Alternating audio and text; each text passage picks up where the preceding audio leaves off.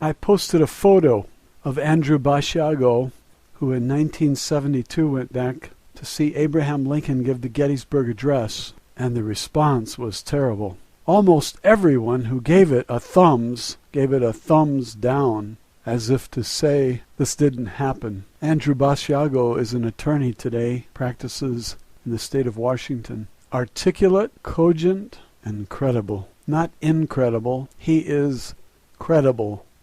I'm going to read you an article. I did a search. Here is the search I did. Basiago and Gettysburg were the only two words I used. 6,000 web pages. The second link on the Google Advanced Search, top line, meaning each word must appear on the page. The second link, executiveproducer.posterous.com, posted November 13, 2010. This is the article I'm reading. Let's get started. Andrew Basiago talks about Lincoln at Gettysburg. There's a photo of Lincoln. Andrew D. Basiago has emerged with evidence that secret U.S. time travel technologies were used as early as 1971 to acquire first-hand documentary knowledge about September 11, 2001, fully 3 decades before the horrific events of that fateful day. Mr. Basiago, a child participant in DARPA's time travel program, Project Pegasus, has publicly stated how in 1971 he viewed moving images of the attack on the Twin Towers on September 11, 2001 that had been obtained from the future and brought back to the early 1970s. DARPA is the chief research and development arm of the U.S. military.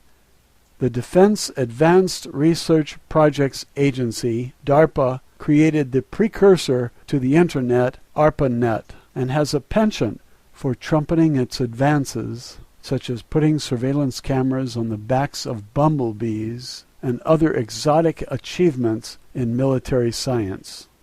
Mr. Basiago claims that DARPA's secret technical accomplishments go far beyond what it has publicly acknowledged, and that by 1970 DARPA had achieved teleportation-based time travel as well as advanced electro-optical means of discerning past and future events via different technologies that provide quantum access.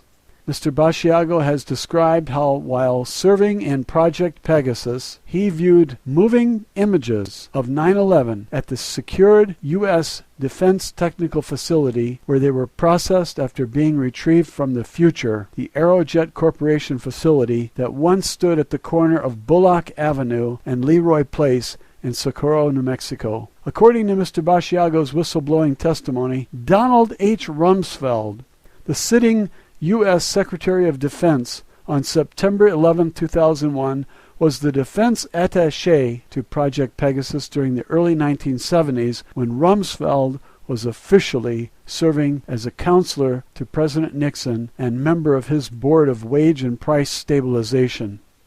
In all likelihood, Mr. Rumsfeld, as the defense attaché to Project Pegasus, would have known about and possibly had control over the data about 9/11 derived via quantum access and brought back to the early 70s for analysis by the DARPA Research and Development Program under his administrative authority.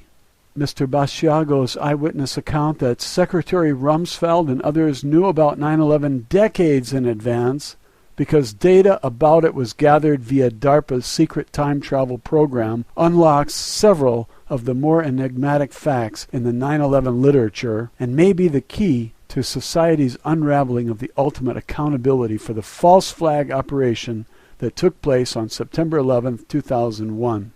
We will explore Mr. Basiago's whistleblower eyewitness evidence regarding how secret U.S. government time travel technologies relate to 9/11 in future installments of this series. Corroborative evidence of Andrew Basiago's secret U.S. government time travel. Corroborative documentary evidence of the veracity of Mr. Basiago's time travel expeditions on behalf of the U.S. government exists.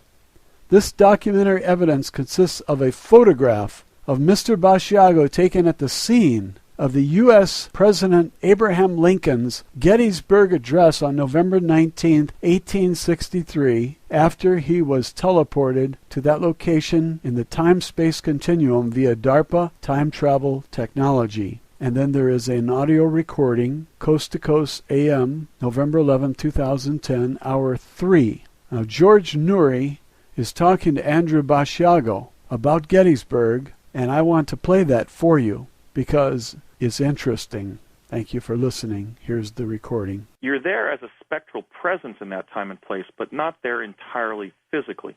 And that's what Chronovision was achieving, and a later technology called plasma confinement, which they were using to get me to Gettysburg in 1863.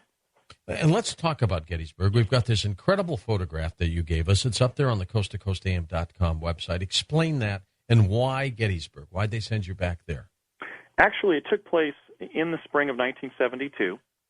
I was taken to a time lab in East Hanover, New Jersey, under the direction of Dr. Sterling Colgate. Dr. Colgate was then serving as the president of New Mexico Tech, the New Mexico School of Science and Technology. He had developed a methodology called plasma confinement, where the time traveler stands in a chamber, a clear lucite chamber, and walks into a cloud of plasma and is essentially wormholed to a past location. In fact, that was the only time that I was involved in actual wormholing, where as I was moving through the quantum plenum, I was moving through a series of arching tunnels that were sort of chaotic as I moved onto my destination.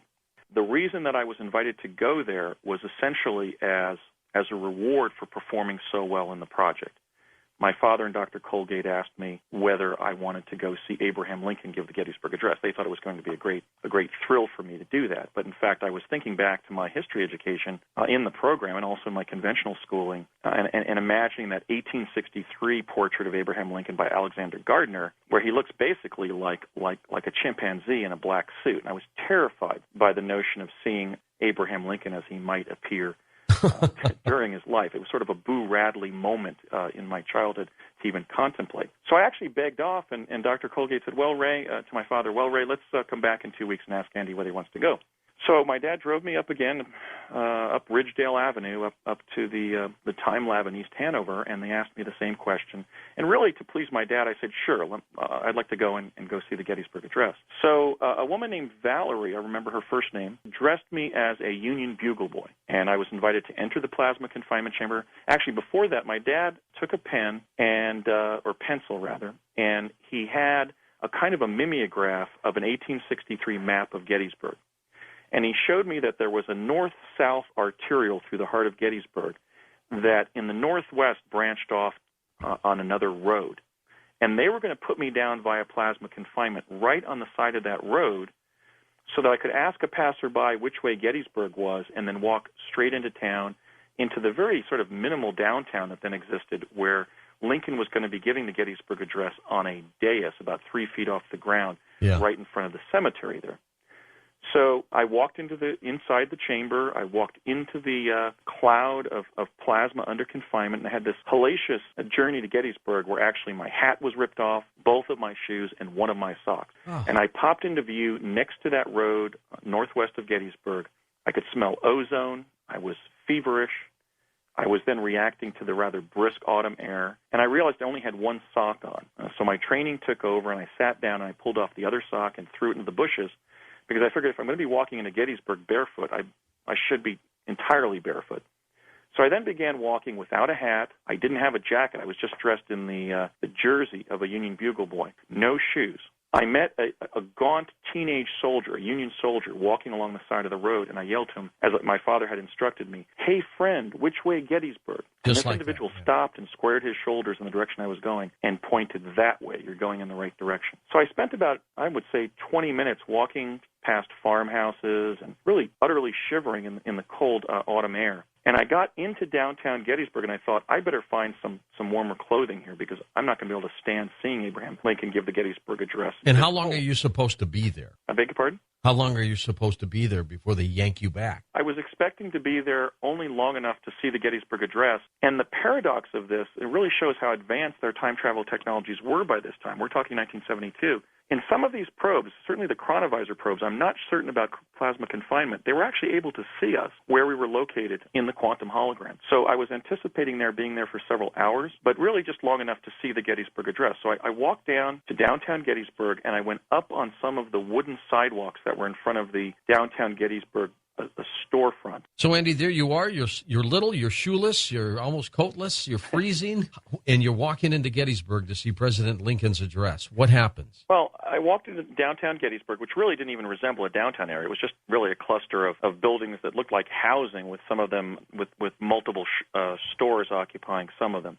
And I walked up onto the wooden sidewalk of one of them and looked into what we would call a millinery shop, which during the Civil War contained things like men's shoes and hats and cravats and walking sticks and so forth, gloves. And as I was doing so, an elderly man gambled on up to the wooden sidewalk. He was about 70 years old, and he was limping severely on one of his legs. And he began yelling at me, boy, what are you doing out here in the cold like this? You're going to catch your grip, which I'd taken the Civil War must have meant catch a cold or a flu.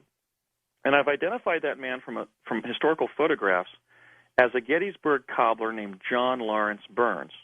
Huh. John Burns was a citizen of Gettysburg. In fact, he was one of the first volunteers to the War of 1812 as a child.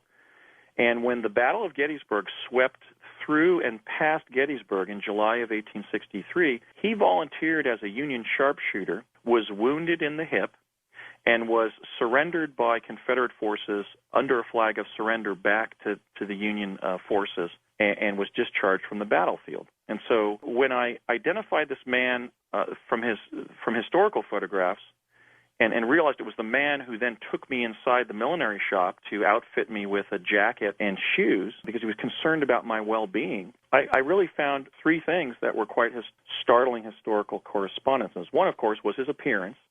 The other was his injury. I mean, before I even knew and had identified him as John Burns, I was describing how this 70-year-old man was limping severely as he walked up onto the wooden sidewalk. Mm-hmm. And then the other linkage that quite serendipitously identified without initially knowing who he was his profession. He was a Gettysburg cobbler. So he took me in the shop, and we went to the back of the main floor of the store. It just was basically had a kind of a storage room behind that one-room floor space. And there was a shelf with multiple shelves that had used shoes on them. They weren't military boots. They were civilian shoes. And he took a pair of brown men's street shoes that must have been about a size 14. And he had me step into them, and he began actually shoving packing paper into the front of the shoes and was giving me this pair of secondhand shoes. He then took me into the storage room behind the shop and rummaged through a stack of about 40 men's jackets, most of them military issue, and outfitted me with a navy blue Union winter parka, which fit perfectly. And then as he was sort of smiling at me, he put a cap on my head. He then said, young man, I have to go. The President of the United States is arriving here today, and I have to see him. So he actually walked out of the shop, limping severely, ahead of me. And I followed him over to the dais where Lincoln was going to be soon arriving, walking along like a young boy, in his father's Sunday slippers. Like I could hardly even walk in these grossly oversized men's shoes. Now, over at the dais, which at that point only had maybe 10 or 15 people had already gathered, there was an open dais with nothing on top of it. It was just a big wooden area about, let's say, 20, I'd say maybe 15 or 20 feet deep and maybe 40 feet across, with patriotic red, white, and blue bunting around it, but no parapet or ceiling of any kind or pillars or anything. It was just a flat expanse of wood. And I went to the front of the dais because I've been told that I was going to be given the opportunity to see Lincoln give the Gettysburg Address, and I was trying to overcome my fear of looking at him when he arrived. And I looked to my left, and there was my father, dressed as a Pennsylvania farmer. So he went back there, too? Well, he went back there, but he had left East Hanover on a previous day, but had been sent to the same day in history, November 19th of 1863. Was he looking for you?